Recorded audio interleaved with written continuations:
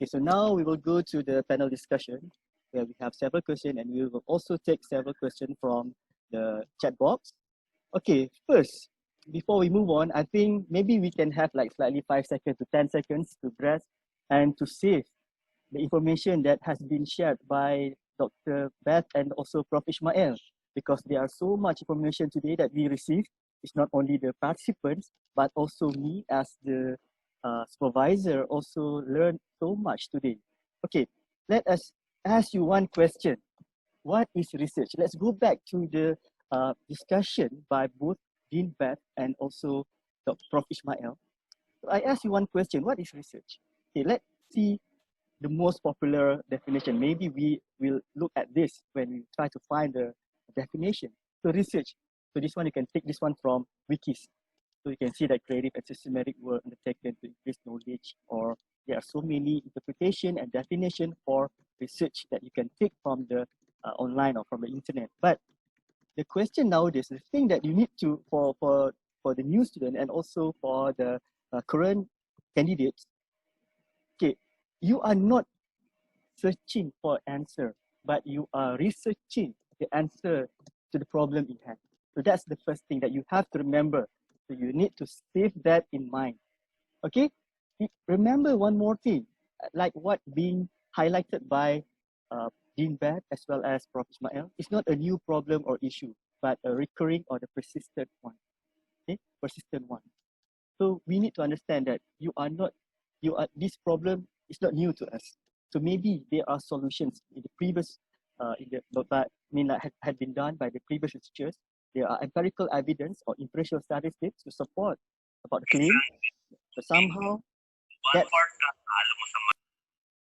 okay. And so the another question is why people do research when answer had been provided. So you can refer to the presentation by Dr. Beth and also Prof. Ismail, where both of them had covered on this. Because most of the time, why we do research is because of the limitation or lacking. Lacking of what? Because of this progress of the society, of the social progress from the previous era until now. Then you can see the progress had made maybe the technological change, maybe the societal change. Okay, and that's why when we do research, so we have to use lots of redefinition, for example, renewed interest. So we want to inject a fresh or new element in the research. Move on. Okay, so when you want to set the direction of the postgraduate studies, so I would like Prof. Ismail as well as Dr. Beth, maybe we can discuss on this. So there are several ways the students will start off when they want to kickstart their PhD journey. Maybe they start off from reading or gathering academic articles, because you want to be philosopher, so you have to read a lot, okay? And then try to find the variables in the theoretical framework. Just now we saw several questions on the theory, how many theories that we have to put in the problem statement. And maybe you can also look at industry report or industry outlook. And also just now, Prof. Ismail mentioned suggestion from supervisor, which I think he said that he does not fancy that. Okay, maybe we can hear from Prof. Ismail. What do you think about this, Prof? Prof. Ismail? I think my microphone was mute. Yeah. So I was asking whether it is the suggestion from supervisor that you are asking about, or the whole issue of the whole setting, setting direction. Yes. Yeah. So as I said, there are several sources of ideas regarding your potential topic or your potential problem. And so it is important that once you have an idea, either through exposure or through experience, you have to read more on the issue. And that is where you have to make reference to the literature. You have to do a literature search, because as you rightly pointed out, there is no new idea under the sun. Others have conducted similar studies in the past, but because there are still some unanswered questions, because certain things might have changed. For instance, we are in a COVID-19 era, and we are saying we are in a new normal.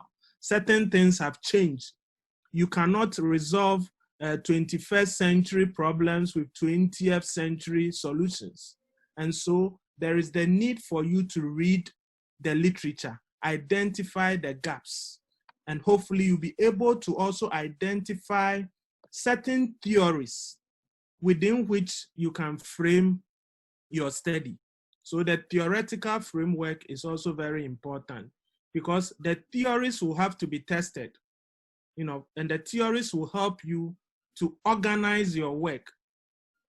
And so once you do that, it is also important that realistically, you also talk to industry players. If the topic has to do with a particular industry, you may have to do some, you know, some kind of reconnaissance, you know, talk to people and try to identify the situation as it exists on the ground.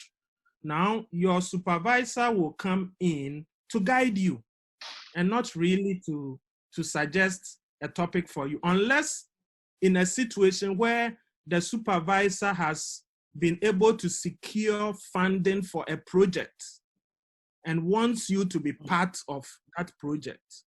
That one, you know that the topic is clearly cut out for you. But in a situation where you are coming with your own ideas, the role of the supervisor is to help you to properly frame the problem and also to make your topic more researchable. So that is what I would say. Okay, thank you, Prof. Because you mentioned just now on the COVID-19, if let's say we ask the student, the candidate, the PhD candidate, you have to read the recent article, because usually we say about the recent, you don't have to refer to the obsolete article. But now when the students refer to the recent articles, so most of the articles covered on this COVID-19, and especially like this morning, I remember I participated in one webinar, and one of the questions asked on this virtual tourism. So they said, can it be, can it be adapted in this tourism? Because, you know, when we have virtual mall, we have virtual shopping. So they want to bring that idea to this tourism industry. So can we say that we still have to refer to the old ideas, or maybe we can change to slightly new ideas in formulating the problem? What do you think about this, Dr. Ben?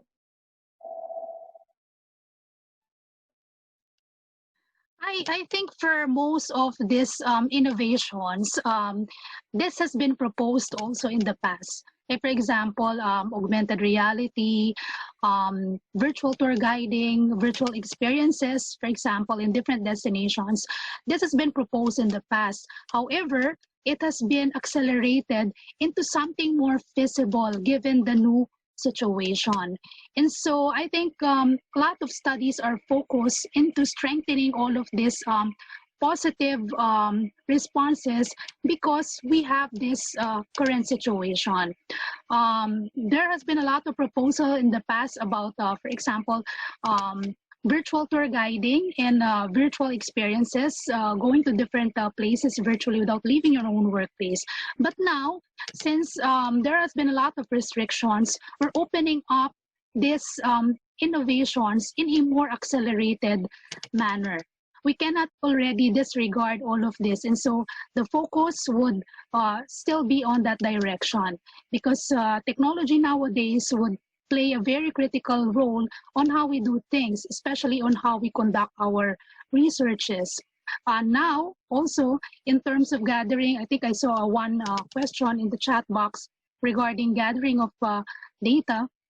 It's going to be a lot more challenging, for example, to conduct focus group discussions on a face-to-face manner. And so we have to do it in a more innovative way, using whatever resources is available. And so I think we also have to reshape the way we accept research nowadays. We never used to rely so much on secondary data, like the use of the internet in terms of getting or floating our instruments. Quantitative measures should always be supported by qualitative face-to-face interactions. But now we have to reshape it and then give more allowances, because we have to set a direction towards what we have and what we do not have. So I think that is my take on that. Okay, thanks for the feedback. Okay, let us move on to the next one.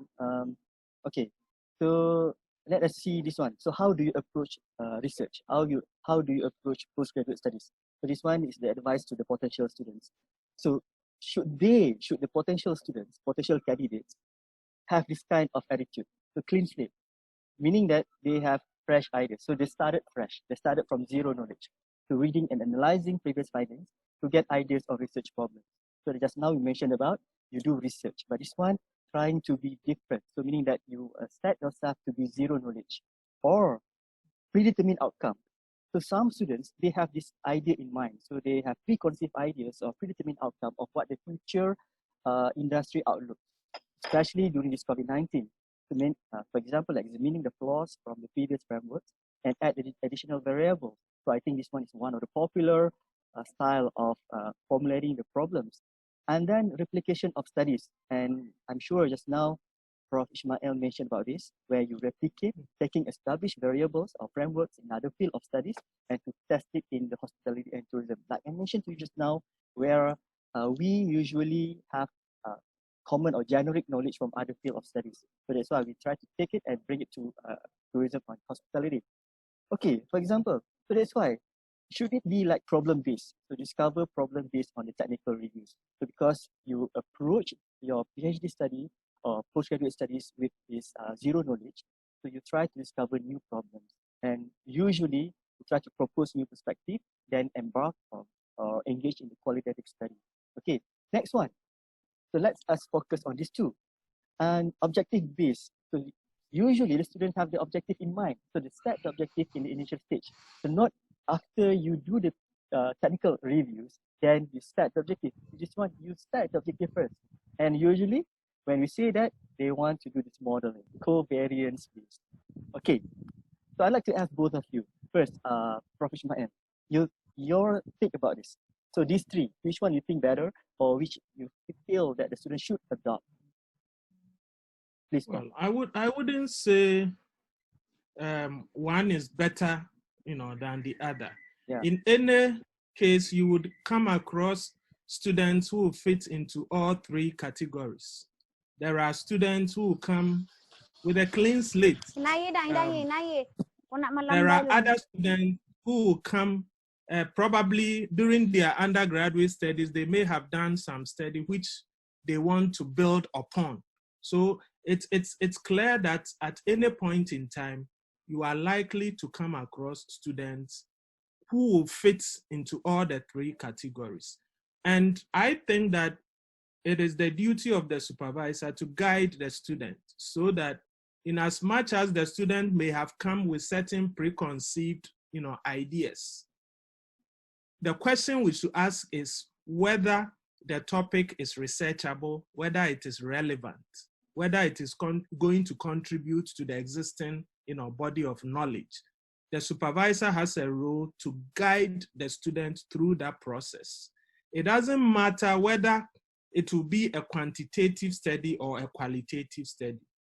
At the end of the day, we must note that both types or both forms of research have their own strengths and weaknesses. And so, for instance, if you are going to do a study that at the end of the day, you are going to generalize your findings, then qualitative research may not be suitable. And so it depends.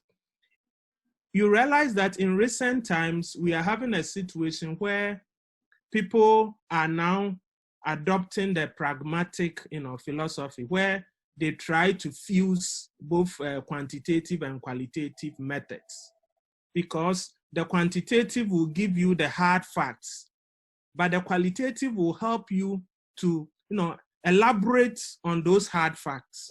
And so I would say that among the three, it depends on what the student is seeking to accomplish, the objective of the study, and also what the supervisor is able to, guide, how the supervisor is able to guide the student to ensure that the research that is being done is sound and it is appropriate. So I think that yes, you have students who would, fit into all the three categories. Okay. It is the end result that matters, yes.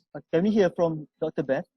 Your take Yes, about it? Dr. Rasif. I think it would be challenging to fit all of these three with one student. It would depend on their capabilities as researchers. It would also depend on the direction of their research topic, whether it could be fit for starting it on a clean slate or using a predetermined outcome, or they can take on a replication of a previous study. It would also be under the responsibility of the supervisor or the advisor to properly guide the candidate whether which one would be more appropriate based from the determined or the study, the research topic that was preconceived. Sometimes it would cross between one or two. However, I think choosing which one would be more appropriate is a challenge because there's no single fit for a single person, because it would also operate on different topics, different scope, different resources, and again, different capabilities. Again, this would also border on the type of ethical review process that they would have to pass through. Like for some of the institutions, they do not want, for example, a topic to be very predictive. For some, they also do not want a replication of a study. Like I presented a while ago, in terms of location, in terms of the time, in terms of aspect, trying to tweak it. I know that it is acceptable for a lot of institutions, but there are some institutions who would want a study that would be starting from scratch. And so again, we go back to the first tip, that you have to be able to determine also the requirements. You have to think of the processes with the end in mind, how you'll be able to finish it seamlessly. So I think those are some inputs that I can share. Okay, thank you. Okay, let us go to next discussion. Limitation of the previous findings. So we mentioned about this. So I think all of us agree that we start research because of the limitation, because of the lacking of the previous findings, debatable findings, or flaws in the previous findings. Okay, so there are several things. Maybe we can add more. For example, like we want to understand the magnitude of the problems, because the problem had been covered before this previously, but required sophistication or sophisticated modeling or wider input, or maybe scope of study. Some candidates start research by having the scope in mind. So they want to study on different unit of analysis. So this one is more on replication. So you mentioned just now, Dr. Bat, sorry, not Dr. Bat, I think Prof. Ismail, about the different market or different region. So replicate the study and try to test in different market or region. Or methodology. So argue on the methodology and propose better method, sampling and analysis. Or progress of technology and people to test the same model or inquiry, to the recent era, and also to focus on one segment or try to do niche area to combine several established findings into one model. So at the end of the day, the most important thing here is to add to the new body of knowledge. So in the injection of the new element, definition of variables. So can we say anything that you want to add, Prof. Ismail, regarding this limitation? So we want to focus on the word limitation and lacking of the previous findings. Yes, first of all, we need to understand that without a thorough review of the available literature, it will be difficult for the students to identify the limitations. And so more often than not, I always advise students that before you write your problem statement, make sure that you have acquainted yourself with the literature. If you don't know the literature, how can you point out the various gaps or weaknesses in the literature? So it is important that, yes, and for doctoral studies especially, you realize that the candidate has to come out with some original, results, something that will not only reflect what is already existing, but something new And therefore, in order for you to establish that originality, it is important for you to point out the gaps in the literature and indicate how your study is going to help to fill those gaps. And so it could be an issue of even the scope of the study. Maybe previous studies adopted a narrower scope, or the methodology was not sound. Probably the findings cannot be generalized because of the methods that were employed, and so on and so forth. So yes, the limitation of previous studies should be the basis and the foundation for our own research. Yeah, thank you. Beth, what do you think about this? The word limitation or lacking? Yes, I think we have to again look back at the fringe or the further research is needed. That would basically tell us the gaps that were not done, were not answered in the previous studies. Readings is going to be very, very critical because the literatures and studies that you'll be reading, even prior you embark on any research activity, would provide as the backbone of your study. Without good readings, you will not be able to understand what you're trying to research on. You have to look at a different lens on how you will be able to approach your own research problem statements, and then try to compare it with the existing or what has been done, and then try to create a matrix on the things that were accomplished, what would be the contrasting and the similar features, and from there you can already formulate something on how you will be able to forecast some of the things that you would like to do as part of the process. Now again, towards the end of the research, you have to be able to come up with something valuable to add to knowledge. I think that's a very important and critical factor here, because if you will just be repeating what has been done, then that means the paper doesn't have that much of a work, because it's just a restatement of what has been done, especially if there are no landmark differences. It could be more valuable, for example, if you can strengthen what has been found out to be true or not. You have to create some sense of novelty also in your paper for us to for the readers to have a very strong interest. Otherwise, it would feel like that has been done before, like what many topics that we've been reading. It seems that they have been oversubscribed already. Like when you talk about customer preference, perception studies, those have been done repeatedly. And so what would set your study apart or different? So you have to identify the gaps, and you can only achieve that by extensively reading the literature and studies head on. Yeah, so because the generation nowadays, they are more straightforward. So they want to see the result, the end result. So they want to see, they are more objective. So just now, both of you mentioned about more reading needed. Okay, what is important? I think this one is more like a silly question. Which one is better? The more you read or the more you cite? So which one, if let's say you have to advise the student, Prof. Ismail, which one will you say to the student? The more you read or the more you cite? Citation. Cite, yes. Citation, yes. Yeah, cite. I know why you are asking that question. There is the tendency for students to just cite without really reading to understand the input of the literature. So I would say that you have to read. For me, that is more important than citing. Because once you read and you are able to grasp what the issues are, you are able to even write better. Other than that, you just be doing cut and paste. And these days, when your work is subjected to originality test, you may be found wanting. So I would say that try and read and understand so that you can even paraphrase and write things in your own words. Mm-hmm. Yeah, Dr. Beth, because some students say, they say that I read a lot of articles, but I don't understand any of them. So they say that it's better for me to just simply cite it. Okay, what do you think?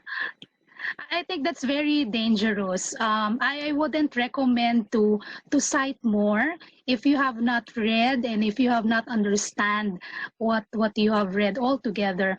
I think it's very important for you to establish a sense of cohesiveness on how you'll be able to make use of these readings.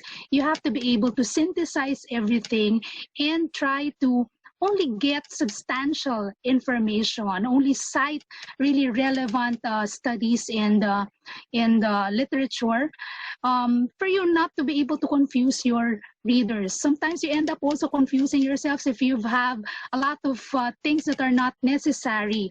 I know of some universities or institutions that would require a fixed number of readings for their students, or the fixed number of citations. Like they would require you to get 100 citations, 50 citations, for example. But again, those numbers would become meaningless if it is not well integrated in your research study.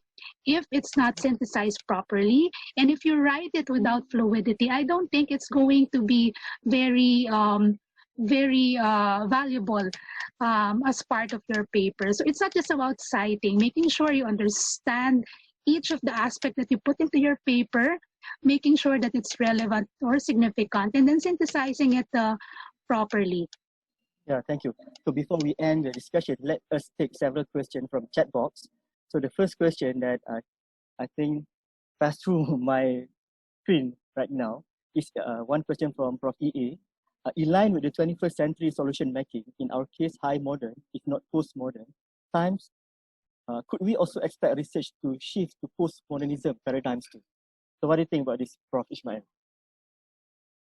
Please, can you repeat the question for me? Okay, I repeat. In line with the 21st century solution making, so in our case, high modern, if not postmodernism times, could we also expect research to shift to postmodernism paradigms too?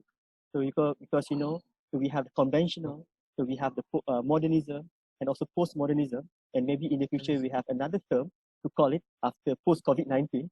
We are not sure yet what will happen in the future. So there are so many terms coined by the industry players or also the researcher or professors. So what do you think? What is your take about this? Yes, I think to a very large extent, you realize that research in itself has evolved. I mean, now we are even talking about online questionnaires and ethnographic approach to research and all that. So I think that yes, certain things will change, and indeed they have changed.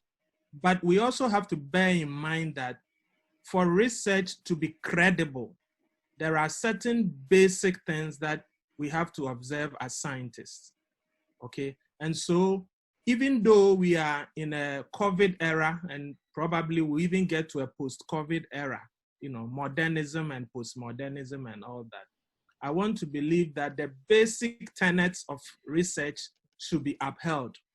But then the methods, yes, the methods would vary with time.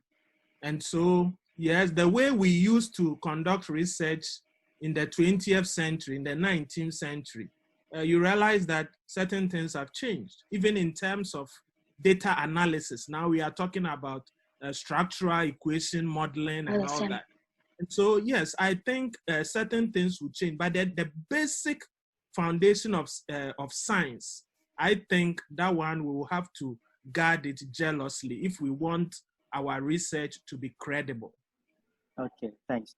So another question, how many theories to be put in the theoretical framework?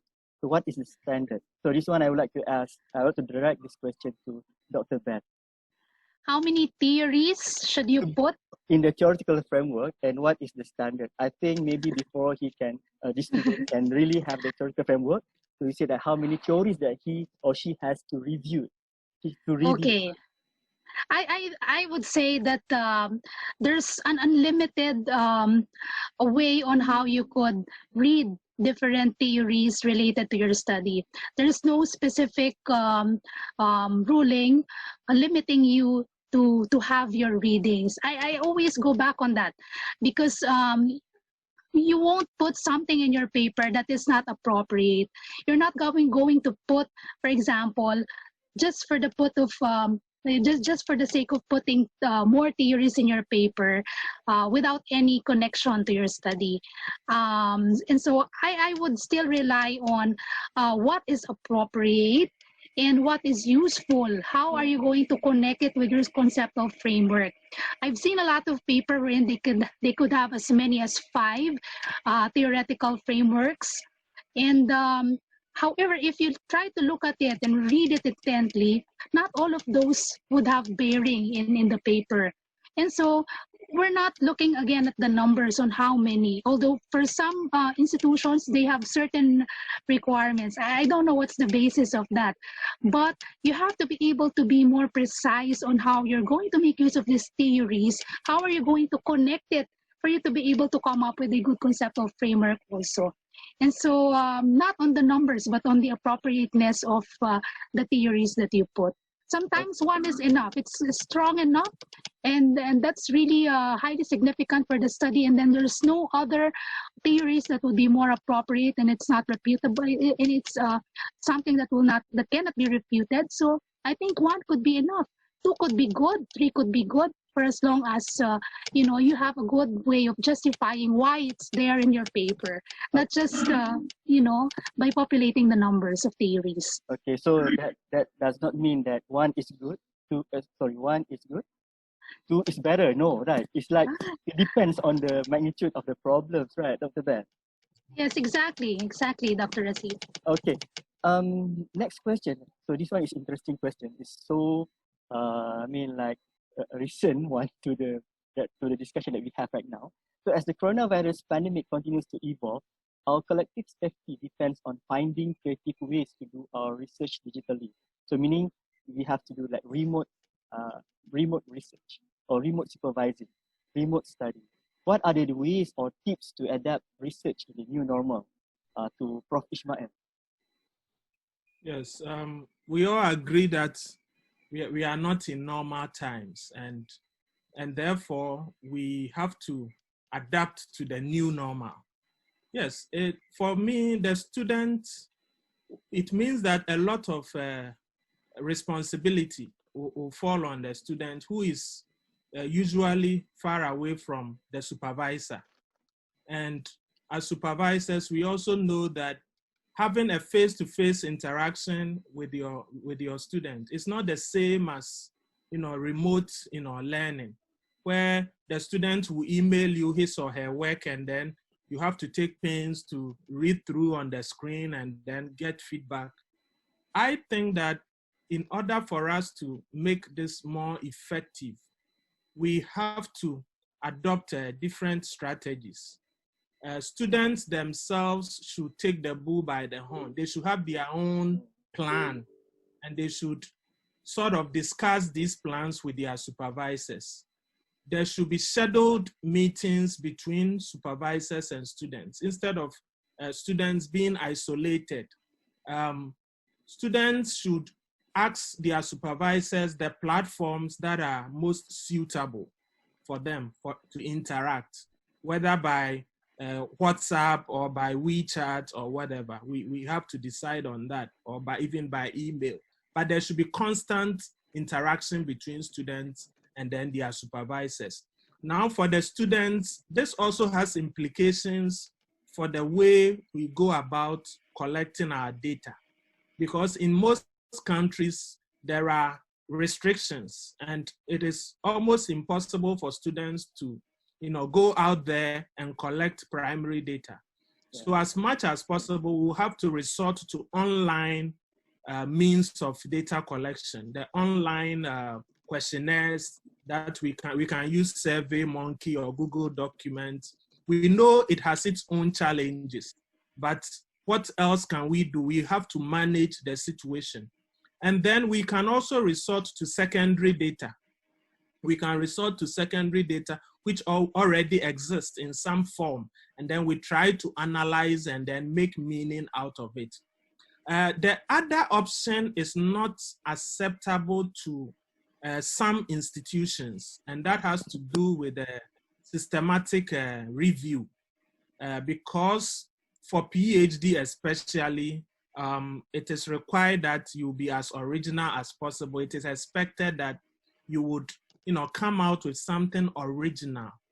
But if you do a better or a proper systematic review, it is also possible for you to come out with something original. And so I think that the problem is where a student's proposal has gone through ethical review and has been approved, and he or she is supposed to execute it in a certain format. Then all of a sudden there is COVID-19 and certain things have to change. In some institutions, it will require that the student submits another proposal, which will be subjected to another round of ethical review. And I think that could delay the whole process. So I think that we should adopt the online, approaches to interacting with our students and also data collection. And then supervisors should also guide the supervisees as to how best they can access information online, especially the literature, the various sources available. We should try and share it with them. I know for some universities, students, once they are admitted, they are given passwords and usernames, and they can enter into Elsevier and other databases and collect any literature that they want. But in some institutions, too, students are limited. So the supervisors will have to guide them. We must do everything possible to, arrest the problem of isolation, which has heightened with the outbreak of the COVID-19. And so these are some of my thoughts. Thank you. Okay, so maybe we can take the final question from the chat box. I believe the most common problem of research is the alignment of the theoretical framework, conceptual framework, and the research objective. This is where we normally encounter failure among researchers in the graduate school. May we ask the resource person on how we can combat this? It's not only combat the COVID-19, but now to combat this confusion. Dean Beth. Yes, Dr. Rasif, I think I already replied to the person who asked that question. Okay. In total agreement, 100% agree that that is really also some of the dilemma that we've been encountering, especially when we're sitting down as a panel. Most of these elements are disconnected. And if this is disconnected, then ultimately the study will be flawed.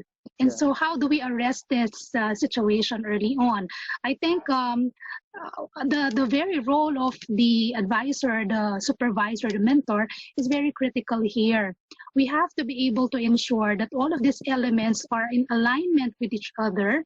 As soon as you formulate the research questions, you try to write your conceptual framework, formulate your theories, etc. So this should be in alignment. It should be, it's not a standalone piece. It has to complement each other. It has to more or less find a cohesive way so that it finds its connectedness in terms of putting together total package of your study. One way to do this is by using a matrix. When you do the matrix, you try to, for example, identify your statements, your research problem statements, your objectives, and then from there you try to identify also in another column related literature or studies in relation to the formulated statements or questions or objectives. And then at the same time, you try to identify also the appropriate theories in relation to that, as well as the conceptual framework. You cannot really put all of this together in one sitting. As you know, research is all about discovery. It is a long journey, and you cannot really try to put things together in a snap.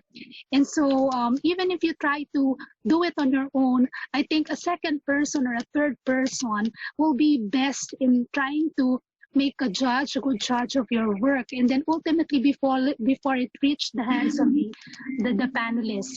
Again, if all of these elements are disconnected, they're not aligned, I think the value of the paper will ultimately diminish. And so you have to be able to construct a matrix, or for example, a map of your literature, of your readings, for you to ensure that only important elements related to your paper will be included. Otherwise, all the non-essentials will be there, and then you lose, the juice or the greater value of the paper. Cohesiveness, fluidity, and alignment, greater focus, those are really very important elements altogether. Okay, so I think that will be the Dr. final Mao, question. Okay, you want to add? Okay, please, Prof. Yes, I just wanted to add to what Dr. Beth has said. And I also think that, yes, the connection should be among the key, components of your work, as I did in my presentation. So right from the problem formulation, there should be that connection. The problem, your objectives, hypothesis, your theoretical framework, conceptual framework, your methods of data collection and your methods of data analysis. There should be that clear link among these key issues. And I think one way of ensuring that is when we take the proposal very serious, because all these elements have to be clearly spelled out in your proposal. And so advisors or supervisors are expected to thoroughly review the proposal and make the necessary inputs and suggestions that will ensure that all these elements are in sync. Thank you very much.